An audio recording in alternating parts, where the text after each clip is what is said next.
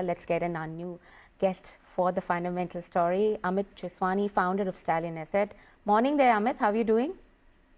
Hi, Nikki. Good morning. Good morning, everyone who's watching this show. Thank you so much for having me on your show, Nikki. Pleasure is all ours. What do you make out of the RIL EGM top highlights that stood out for you? Something in the likes of perhaps Reliance Retail, where Ambani spoke about the valuation doubling in the last couple of years, 3 years to be precise. And retail, if was listed, perhaps could be one of the top retailers there, top 10 retailers there globally. What do you make out of it? How are you looking at RIL along with Jio Financial Services put together?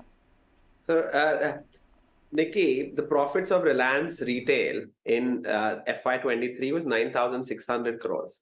The profits for the valuation at which the deal happened was 8 lakh crores. That means that Reliance Retail got valued at closer to 85-90 times FY23. So see, the valuation in be it Titan in retail, be it it just validates that retail valuations are going to be high in India. But one thing that you have to give it to Mr. Ambani and Reliance is the way they have scaled up the retail business. They invested. The retail business started only 16, 17 years ago in 2006. Till 2010-11, they were doing near nothing. And then the scale up started. They invested 5,000 crores. And that 5,000 crores today has made around 8 lakh crores of wealth for shareholders. It's just unbelievable, the kind of wealth creation, the kind of scale up which Reliance has done. It just tells you so much about the execution capabilities of Mr. Ambani and Reliance. So that is one side. But the more important part, for me, I'm telling you, like, because we are buy-side guys, we don't have to look and analyze everything. But for us, is the demerger coming?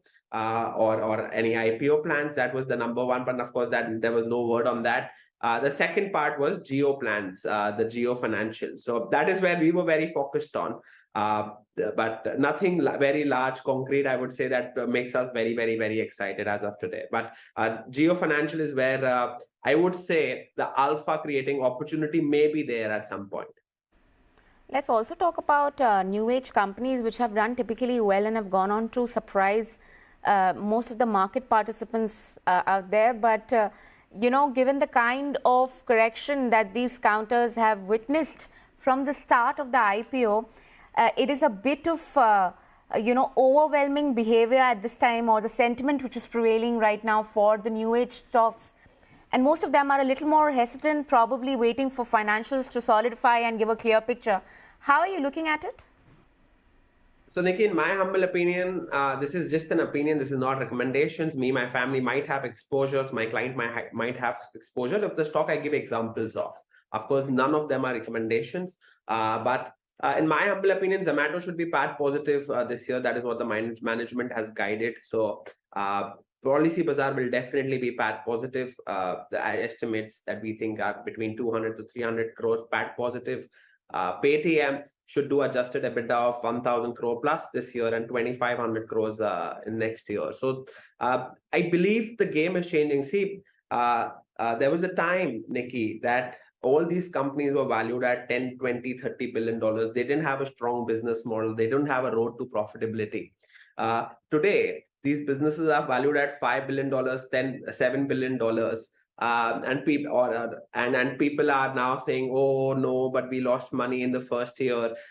See, they have now demonstrated their ability to make profits. Loss to profit as a framework. Loss to profit. Companies that move from loss to profit, they typically, historically, create a lot of wealth, and that is going to happen in the entire sector as a whole. Next year, you'll see. You'll see it every quarter, of course, but next full year, financial year, you'll start seeing. So I believe we have 3 companies in this space, and a new tech as our portfolio is 15% exposure. And we are hopefully, we've already made 50, 60, 70% returns on it. But I think that if we get it right, we'll end up making way, way more than that. So I'm fairly bullish on their business model. And fundamentally, think about it. Even like some people say that Paytm might get disrupted. I'll just give you examples. WhatsApp has your payment. If you go to your WhatsApp, you can pay to any of your friends, but no one uses WhatsApp. payments because you're so habitual to Paytm or PhonePe, etc. And these are habits and very tough to change habits. The lending business is where the game will change for Paytm. That business, see, in 5 years, you've gone from zero in UPI to 12, 13 lakh crores a month. That same way, the lending business is 1.5 year old. I don't know what the lending business will look like. And these are all asset light, high tech, high growth business models. Anyone, I believe they should study all three stocks, Paytm, Policy Bazaar, and Zomato. Zomato, I'm very impressed with the way they have turned around Blinkit. So let's see, we may go wrong also and lose money also, but it's okay.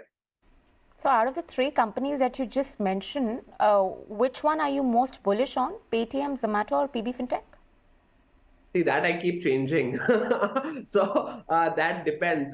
If you ask me, as on today, by expected returns, I'm ranking, not by risk. Expected returns, I will say, this is my expectation and these are not recommendations. My highest expected returns is Paytm, PB, Zomato. This is as of today. The lowest risk I will tell you is PB, Zomato, Paytm. So because PB has a very established business model, nothing is going to change there. Zomato is a linear business model. It's a linear business model. That means if Zomato has to double revenues, he has to move from 3.5 lakh delivery partners to 7 lakh delivery partners. Just giving you an example. Whereas Paytm and PB Fintech, are platforms, like proper platforms. If your cost is 100 rupees for selling 1,000 insurance policies, for selling 2,000 insurance policies, also your cost will probably just go up 10%. So there'll be a J curve of profits. It's a non-linear kind of model. Paytm will be about new use cases that you started with payments. You built a very large payment network, and now, like for introducing a new loan business that they have done very successfully, there was no incremental cost that was invested. So if today Paytm is doing 50,000 crores ARR of loans, they are doing 5,000 crores a month. So ARR is 60,000 crores. If they go to 1.5 lakh crores or 1 lakh crore or 2 lakh crores, there's no incremental cost, and they end up getting 4%. So if loans, 4% is the take rate that Paytm gets. So if the loans go from 50,000 crores to 1 lakh crores, incremental 50,000 crores, Paytm will get extra 2,000 crores of free cash.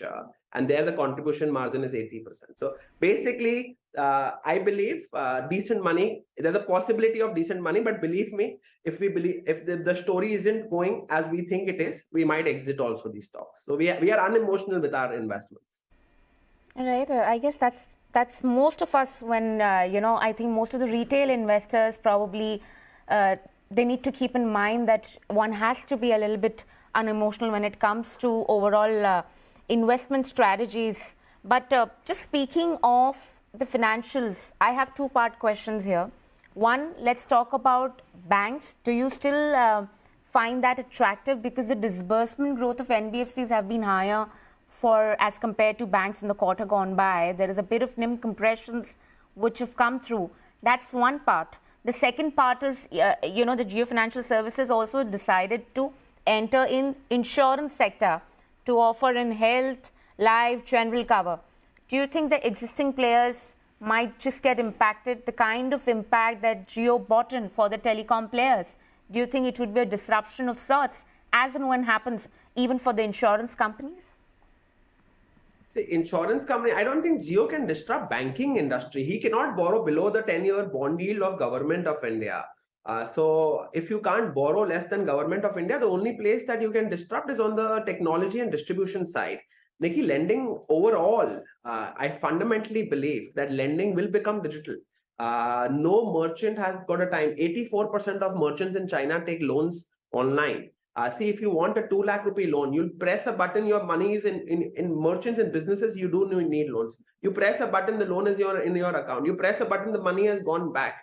You don't have the time to go to the bank, show him papers. All this will not be there in the next 5-6 years. I'll be surprised if the banking as a whole will change. Distribution of banking will change. Yes, so on retail side is where the disruption is coming, and it's coming. And there are three players who are trying to go for it. One is Bajaj, the listed ones, and then there is Geo Financial and there is Paytm. These are three large players who are trying to make an impact on these profit pools. The profit pools are going to be massive. That is what I can tell you. I know someone is going to win. I just don't know who. So if someone wants, they can buy all three and pray to God all three win. But one of them will make it very, very, very large. All three players, three fintech players in India, and fourth one probably PhonePe. The profit pools are just massive. So if you look at even Visa or MasterCard, their market caps are bigger than Goldman Sachs and Wells Fargo. All other banks have, except JP Morgan in US, all other banks have market caps lower than MasterCard and Visa. So these are payment effects. And see, the fintech profit pool is going to be very large. And there are only going to be 3-4 players. And some of these players might make it very, very, very large. Sure. There are other questions about insurance, is it? Yes, please. It was essentially about lending. HDFC and ICICI Bank, perhaps. Which of the stocks would you prefer within the banking space, essentially? And would you prefer banking over NBFCs? We don't prefer. We prefer whoever's doing well. We have small allocations there. So we have both banks that you mentioned in our portfolio. We have NBFCs. We've got. See, but as long as growth is there, we are okay with it. Like we were not very happy when, but HDFC grew at 15% last quarter. So we cut some weight. So we keep doing this. If some of our stocks do well, like 5-star did well for us, we increased weights to 5-star. So we keep decreasing weights based on the ability and execution of the promoters that we invest in. But overall, NBFCs and banking both will do very, very well. In our NBFC space, we want higher growth. So in NBFC, we've got the largest NBFC in our portfolio, Bajaj, is growing at 30-odd%. 5-star is growing at 40%. We've got very, very small cap also, microfinance, which grew at 50% this year. So if I'm buying small caps, I need higher growth of 40-50%. So yes, that's our exposure. And then HDFC and ICICI, you can take as defensives of your portfolio. Any other theme that you're perhaps looking at right now in the pre-election year, which perhaps would be more thematic in nature and probably positional also from a very near-term perspective? Like your theme you're asking? So see, overall, there are only 4 sectors where we invest in: consumer, pharma, technology, financial. This is where the largest money, we believe, will be made. Overall, wherever you're seeing growth, see, Nikki, it's so easy. Just fundamentally think about it. VIP industry grows at 6%. Okay. Same quarter, Safari grows at 47%. Shopper Stop grows at 5-6%, 7%. And same quarter, your Trend grows at 52%. These are same industry, exact same profit pools. You have consumer electronics, okay. Blue Star grew at 10%. Amber had a negative growth. Voltas grew decently at 20%. EMI grew at 20%. There was one Bihar-based electronic retailer which grew at 47%. So what I'm trying to say is that there is, within a sector also, you need to be with the better performing guys. And if you can, and I can say this for every sector, like even if you see like Titan, this was first time Titan grew. Last time I came to your channel, that was the day Kalyan came with an update. And I said on your channel that not like we also don't own it, but that Kalyan has come with very good numbers at 33-34% growth. And you see from that 160 levels, the stock has moved to 220 levels. And they are saying of doubling stores in next 2 years in that Moti conference. So, once you get, and they're doing very well. So once market sees 30% growth, the market cannot, it's very tough for market to control, and market, including me also. It's very tough because see, I'm not going to overpay for 10% growth companies or 15% growth companies. That game is over. You now need to find growth, and you need to find them early, ride it till you find another growth. But option trading, I would say, is a big theme for next 6-8 months. If you ask me, option trading volumes, that the volumes are going through the roof, and you may want to find one player out there.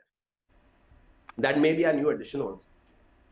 All right, Amit, for the lack of time that we have, I think we're just going to end it here. But thank you so much for taking out the time and speaking to us this morning. Thank you, Nikki. Thank you so much for calling me. Bye. Pleasure. See you around.